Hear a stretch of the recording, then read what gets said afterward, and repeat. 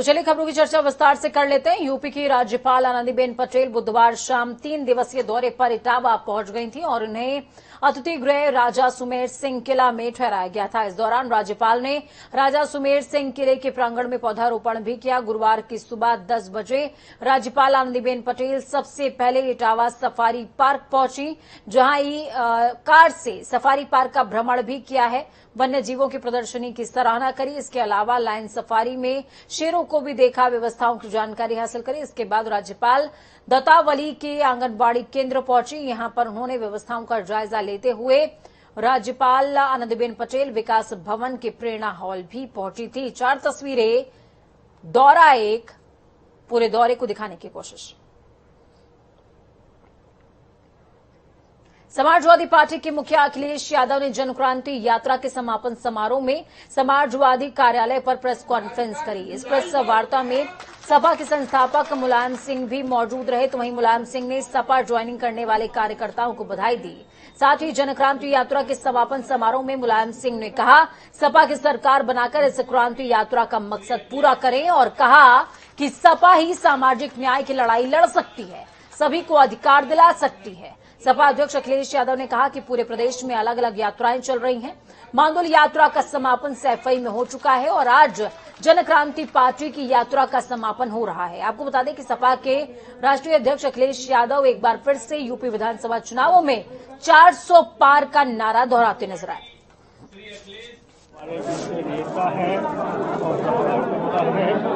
जागरूक है, इसलिए आप वो प्रयास कर रहे हैं समाजवादी पार्टी के लिए। उसी का परिणाम है इतनी बड़ी तादाद में पहली बार ट्रेन लोग हैं। पहली बार हम लगातार आ रहे हैं, लेकिन भीड़ जहां तक है वो आज की तरीके नहीं है। आज हम नेताजी और पार्टी के सब लोग मिलकर के डॉक्टर संजय सिंह चौहान जी के सभी सहयोगी साथियों को, और जब यात्रा समाप्त हो रही है, हम आपको बधाई देना चाहते हैं और मुबारकबाद देना चाहते हैं। ये यात्रा जिन जिन जिलों से निकली है, ये यात्रा जिन जिन जिलों से होकर के आई है, वहां पर भारतीय जनता पार्टी का सफाया हो जाएगा। भारतीय जनता पार्टी ढूंढे। तो वहीं जहां एक तरफ किसान आंदोलन के 9 महीने पूरे हो चुके हैं, तो वहीं गाजीपुर यूपी गेट पर किसानों का हौसला धूप, गर्मी, बरसात, आंधी में भी कम होने का नाम नहीं ले रहा।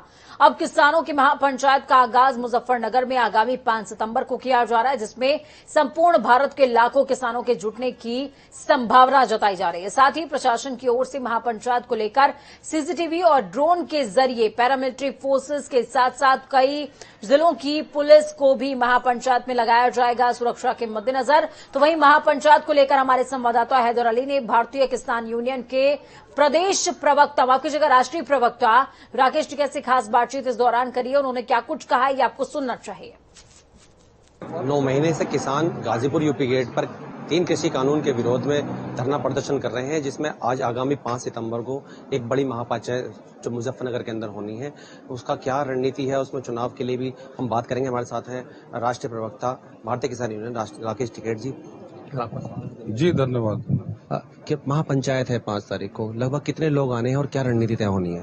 भाई लोगों का तो पता नहीं कितने आएंगे, और रणनीति तय होगी कि 9 महीने आंदोलन को हो गए, आगे आंदोलन कैसे चले, सरकार बातचीत नहीं कर रही तो क्या आगे करना है, और संयुक्त मोर्चे के लीडर उसमें सब आएंगे और अपनी बातचीत रखेंगे सब। ऐसा माना जा रहा है कि उसमें ये रणनीति तय होगी कि विधानसभा चुनाव लड़ेंगे या नहीं लड़ेंगे, ऐसा क्या? नहीं, चुनाव वाला तो नहीं उसमें कुछ है, लड़ेंगे तो है नहीं, ये तो पक्का पता है कि हम चुनाव नहीं लड़ेंगे। लगभग कहाँ के लोग, किस राज्य के, ऐसा भी कुछ है कि जो सपोर्ट करने के लिए आपको आ रहे हो?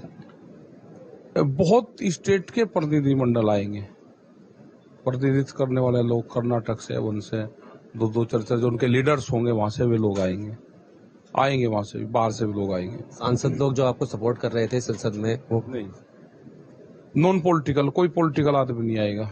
आपकी तरफ से नहीं आना है जी? वो नहीं आएंगे या आपकी तरफ से मना? नहीं, दोनों ही तरफ से मैंने है भाई।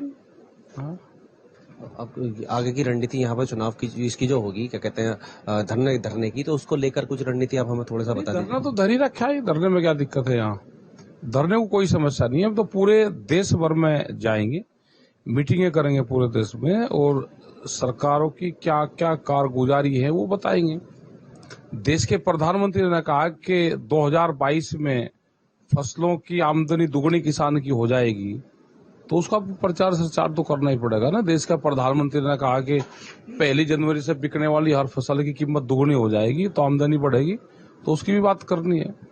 योगी जी बराबर मीटिंग करते हैं, किसानों को बुलाते हैं, आखिर वो किसान कौन है जिसको कहते हैं कि किसान खुश हैं? तो आपको किसानों को बताते हैं कि जो धरना प्रदर्शन में बैठे हैं वो किसान नहीं है। वो तो चलो उनकी बात कहने की होती है। कौन सा किसान खुश है भाई? वो टेक्नोलॉजी हमको भी बता दो। गन्ने का भाव 5 साल से नहीं बढ़ा, किसान खुश हैं। आलू 1.5 रुपया किलो किसान का बिक रहा है, किसान खुश है बेच के। तो भाई ये टेक्नोलॉजी आप हमको बता दो। ऐसा लगता है आपको जो वहाँ किसान है, तो वो कौन से किसान है जो उनकी मीटिंग में जाते हैं? नहीं, कहाँ पे गए मीटिंग में? लखनऊ के अंदर एक मीटिंग हुई थी, उसमें किसानों को बुलाया गया। बुलवा लिया होगा। किसान तो नहीं हो सकते, पार्टी के लोग उनके हो सकते हैं, किसान नहीं हो सकते। ये थे हमारे साथ भारतीय किसान यूनियन के राष्ट्रीय प्रवक्ता डॉक्टर चौधरी राकेश टिकैत, जो महापंचायत के बारे में बता रहे थे। तो महापंचायत का जिक्र हो रहा है, मुजफ्फरनगर की बात ना हो ये संभव नहीं है। मुजफ्फरनगर में 5 सितंबर को होने वाली किसान महापंचायत की तैयारियां जोरों शोरों से चल रही हैं। महापंचायत के लिए इंटर कॉलेज के मैदान में टेंट लगाते हुए स्टेज तैयार किया जा रहा है। आपको बता दें, महापंचायत की व्यवस्थाओं को लेकर भारतीय किसान यूनियन के राष्ट्रीय अध्यक्ष चौधरी नरेश टिकैत से लेकर जनपद के अन्य भारतीय किसान यूनियन के कार्यकर्ता पदाधिकारी अलर्ट मोड में आ गए हैं। तो वहीं जिला प्रशासन भी इस महापंचायत को लेकर कानून व्यवस्था को दुरुस्त करने के साथ साथ अन्य प्रशासनिक व्यवस्थाओं को लेकर अलर्ट हो गया है। ऐसे में अपर जिलाधिकारी अमित कुमार और सीओ सिटी कुलदीप सिंह सहित कई अधिकारी राजकीय इंटर कॉलेज के मैदान में पहुंचे और महापंचायत की तैयारियों का जायजा भी लिया है। अपर जिलाधिकारी अमित कुमार ने बताया कि महापंचायत को लेकर बाहर से आने वाले किसानों को किसी तरह की कोई परेशानी न हो, इसके लिए जिला प्रशासन पूरी तरीके से मुस्तैद है। ये 5 तारीख को जो महापंचायत किसानों की हो रही है, इसमें हमारी किसान यूनियन के पदाधिकारियों से भी लगातार बात चल रही है। इसके अलावा सीओ सिटी, एसपी सिटी महोदय और नगर पालिका के साथ हम लोगों ने पूरा रूट देखा हुआ है और उनके साथ हमने जहां जहां वाहन की पार्किंग करनी है, उन वाहन की पार्किंग के हमने स्थान चेक कर लिए हैं। कहाँ कहाँ पे हमारी बैरिकेडिंग रहेगी, कहाँ कहाँ पे इनकी बैरिकेडिंग रहेगी, इसको भी चेक कर लिया गया है। पदाधिकारी लोग अपने भी 1000 वॉलंटियर लगा रहे हैं जो भीड़ का ट्रैफिक को मैनेज करने के लिए। इसके अलावा किसानों के हित में जो मोबाइल टॉयलेट्स हैं, पानी के टैंकर हैं, मेडिकल कैंप हैं और जो इनका विद्युत सुरक्षा है, हम चूंकि यहाँ संभल से सपा सांसद डॉक्टर शफीकुर रहमान बर्क ने तालिबान को लेकर बयान दिया है। उन्होंने कहा कि वो कौम और देश के सताए हुए लोगों के लिए फांसी पर लटकने को तैयार हैं।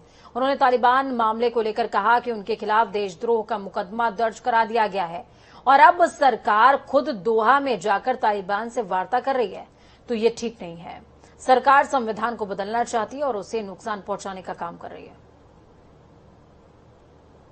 मैंने अगर कोई बात कह दी, लेकिन उसके ऊपर इतना है कि मेरे ऊपर 124 ए लगा दी, 153 ए लगा दी, 295 ए लगा दी, तो मैं कौम का गद्दार हो गया।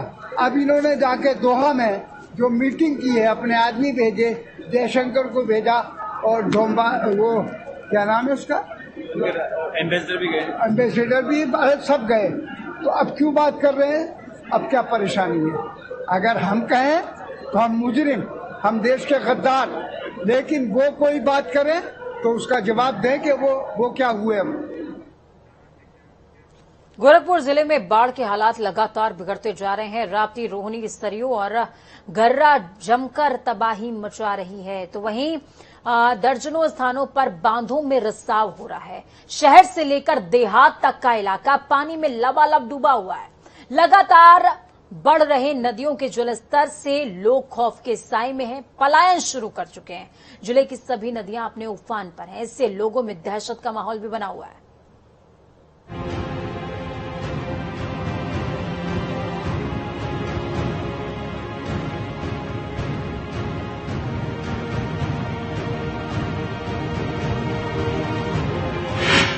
राप्ती नदी का जल तांडव राप्ती नदी का जल प्रलय, चारों तरफ पानी ही पानी, डूब रहे लोगों के आशियाने, बाढ़ से डरे ग्रामीण। ये तस्वीरें हैं गोरखपुर की, जहां राप्ती का कहर पास के ही गांव पर कहर बनकर टूटा है। गोरखपुर मुख्यालय से तकरीबन 18 से 20 किलोमीटर दूर कुसमोल गांव की हालत बद से भी बदतर है। यहाँ आपको चारों तरफ पानी ही पानी नजर आएगा। तस्वीरें देखने से लगेगा ये कोई समुद्री इलाका है, लेकिन असल में ये एक गांव है। चारों तरफ पानी ने लोगों के आसियानों को तिनके की तरह बहा दिया है। लोगों के घरों में पानी भर गया, राशन डूब गया, खाने को कुछ नहीं है। लोगों का हाल बेहाल है और ग्रामीणों की आंखों में उम्मीद के साथ ही साथ अश्कों की धार बह रही है। ग्रामीणों की आंखों से आंसू इस कदर बह रहे हैं कि उनके दर्द को उनकी आंखें खुद ब खुद बयां कर रही हैं। अब ऐसे में ग्रामीण की माने तो इनका सब कुछ बाढ़ के पानी में बह गया है। बावजूद इसके कोई भी जिम्मेदार अधिकारी उनके गांव में उनकी सूद लेने नहीं आए। चलवाया, घिचवा के पटवाया। कल से हमारी महिला जी से भी हमारी बात हुई। महिला जी से हमारी जब बात हुई तो महिला जी बोली ठीक है, मैं आदमी भेज दिया, ठेकेदार का नंबर उन्होंने भेजा। मैंने ठेकेदार से भी हमने बात किया। ठेकेदार बताया रुस्तमपुर में हम हैं, मैं आ रहा हूँ। आते आते उन्होंने आया अपने काम थोड़ा बहुत जो भी उनको लगा समझ में आया उन्होंने किया। उसके बाद आज कल से तेज रिसाव है। पानी इस पार से उस पार जा रहा है। यहाँ पानी आपको कम दिखाई दे रहा है कि यहाँ कम गिर रहा है, लेकिन उस साइड में पानी काफी तेज गिर रहा है। यहाँ एक नाले का बम्बू पड़ा हुआ है, उसके रास्ते से पानी उस पार जा रहा है और इसी तरीके से रिसाव रहेगा तो हम लोग का गांव घर जो है बह जाएगा। खतरा अभी थमा नहीं है। जिले में बाढ़ का तांडव अभी और देखने को मिल सकता है, क्योंकि गोरखपुर के पास बने बांध में राप्ती रिसाव कर रही है। ग्रामीणों ने जिला प्रशासन को जानकारी दी। आनन फानन में बाढ़ खंड 1 के जिम्मेदार अधिकारी मौके पर पहुंचे, साथ ही रिसाव को बंद करने की कवायद शुरू की, लेकिन रिसाव अभी फिलहाल पूरी तरह से बंद नहीं हुआ है। राप्ती और आमी नदी के बाढ़ ने सभी को त्रस्त कर दिया है। इसके दंश से ग्रामीणों की आंखों से अश्कों की धार बहती नजर आ रही है। ग्रामीण पलायन करने को मजबूर हैं। इनके सामने ही इनके आशियाने बह रहे हैं, लेकिन इनकी सूद लेने वाला कोई नहीं है। अब ऐसे में डूबते को तिनके का सहारा चाहिए। ग्रामीण सहारे की तलाश कर रहे हैं, लेकिन दूर दूर तक कोई भी नजर नहीं आ रहा। गोरखपुर से सुभाष गुप्ता की रिपोर्ट। उत्तर प्रदेश के श्रावस्ती जिले में राप्ती समेत 6 नदियां उफान पर हैं। राप्ती नदी खतरे के निशान से 1.59 मीटर ऊपर बह रही है, तो वहीं रोहिणी नदी खतरे के निशान से 2.44 मीटर ऊपर प्रवाहित हो रही है। बताया भी जा रहा है कि रोहिणी नदी के बांधों से पानी का रिसाव शुरू हो चुका है। कई इलाकों में कटान का खतरा बना हुआ है। कई गांवों को जोड़ने वाले संपर्क मार्ग पानी से लबालब डूब चुके हैं। श्रावस्ती जिला प्रशासन की ओर से दी गई जानकारी के मुताबिक जिले के 7 तहसीलों के 169 गांव बाढ़ की जद में हैं। इन गांवों में रहने वाले करीबन 1,88,180 लोग प्रभावित हुए हैं। इसके अलावा हजारों हेक्टेयर फसल पानी में जलमग्न हो चुकी है, बर्बाद हो चुकी है। नदी की कटान है, बाढ़ पीड़ित से हम लोग घर उजाड़ रहे हैं।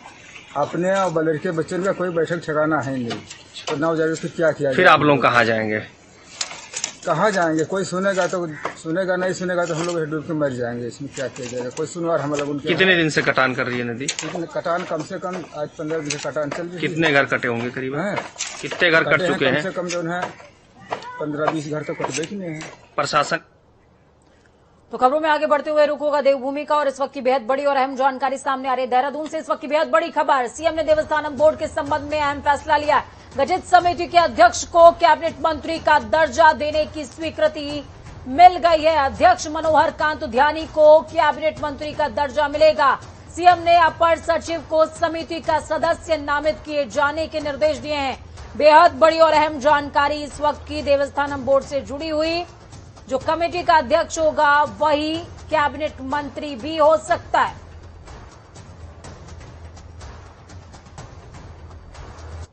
वहीं मुख्यमंत्री पुष्कर सिंह धामी ने देहरादून में जलागम विभाग के विपणन केंद्र का शुभारंभ किया है। इस केंद्र के माध्यम से दूरस्थ इलाकों में काम कर रहे किसानों को एक प्लेटफॉर्म मिल सकेगा, जहां वो अपनी उपज को सरकार के माध्यम से बेचने का काम करेंगे। मुख्यमंत्री पुष्कर सिंह धामी का साफ तौर पर कहना कि सरकार हर तरीके से जनता के साथ खड़ी हुई है।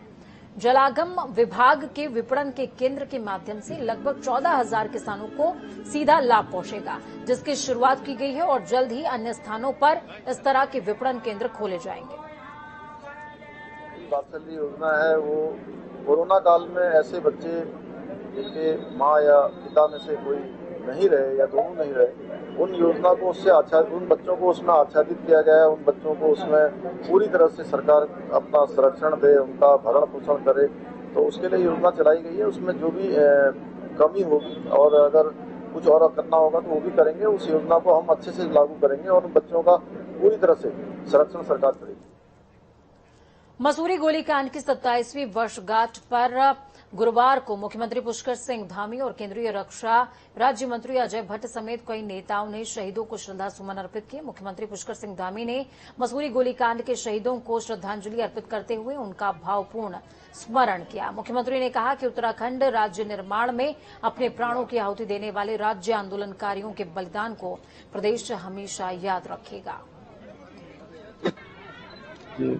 हम मसूरी गोलीकांड के हमारे सभी शहीदों को नमन करते हैं और निश्चित रूप से उन शहीदों के सपनों के अनुरूप उत्तराखंड राज्य का निर्माण करने के लिए हम संकल्पबद्ध हैं। हम उस दिशा में बढ़ेंगे, उस दिशा में आगे कदम बढ़ाएंगे और जो भी हमारे आंदोलनकारी भाई उत्तराखंड किसान मोर्चा की ओर से किसान कानून के विरोध और अन्य मांगों को लेकर बेलड़ा गांव में किसान महापंचायत का आज आयोजन किया गया, जिसमें बड़ी संख्या में किसान शामिल हुए। इस मौके पर उत्तराखंड किसान मोर्चा के राष्ट्रीय अध्यक्ष चौधरी गुलशन रोड ने जानकारी देते हुए बताया कि कृषि कानून का विरोध और अन्य मांगों को लेकर आज महापंचायत की गई है। उन्होंने कहा कि अब किसान सरकार से आर पार की लड़ाई लड़ेगा। सरकार किसानों की मांगों को पूरी करेगी, नहीं तो खामियाजा भुगतना पड़ेगा। हमने 7 तारीख को एक बहुत बड़ी रैली अनाज मंडी करनाल में रखी है और अनाज मंडी करनाल से हम इकट्ठा होकर और सचिवालय करनाल का सेक्टर 12 का अनिश्चितकालीन घेराव करेंगे और इन मांगों को लेकर किया जा रहा है। देखिए, अगर जैसे 5 तारीख को एक बड़ा फैसला, ऐतिहासिक फैसला, आर पार की लड़ाई का फैसला जो पूरे देश की नजरें जो मुजफ्फरनगर की महापंचायत पर है, संयुक्त किसान मोर्चा के सभी लीडर, 9 मेंबरी कमेटी मौके पर मौजूद रहेगी और एक बड़ा भारतीय जनता पार्टी के वरिष्ठ नेता और उत्तराखंड सिख विकास परिषद के अध्यक्ष बलजीत सोनी ने कांग्रेस के राष्ट्रीय महासचिव और पंजाब प्रभारी हरीश रावत ने कांग्रेस के नेताओं की तुलना सिख समुदाय के पंच प्यारों के साथ की थी, जिस पर सिख समुदाय ने कड़ा विरोध दर्ज किया है। देखिए, कांग्रेस की जो प्रवृत्ति है हमेशा से सिख समुदाय की भावनाओं को ठेस पहुंचाने वाली रही है। अभी तो सिख समुदाय 1984 की घटना को पूरी तरह से भूल भी नहीं पाया है। उस पर कांग्रेस के वरिष्ठ जन द्वारा ऐसा बयान मैं समझता हूं, इसकी कड़ी निंदा करता हूं और मैं ईश्वर से प्रार्थना करता हूं कि कांग्रेस जनों को वो सद्बुद्धि दे कि वो एक सिख समुदाय की भावनाओं से खेलने का काम बार बार ना करें। तो वक्त यहाँ पर छोटे से ब्रेक का। ब्रेक के उस पार खबरों का सफर लगातार जारी रहेगा। बने रहिए जनता टीवी के साथ, क्योंकि हमें आपकी ताकत और जनता टीवी की यह कामना है कि आपका आने वाला कल आज से बेहतरीन हो। नमस्कार।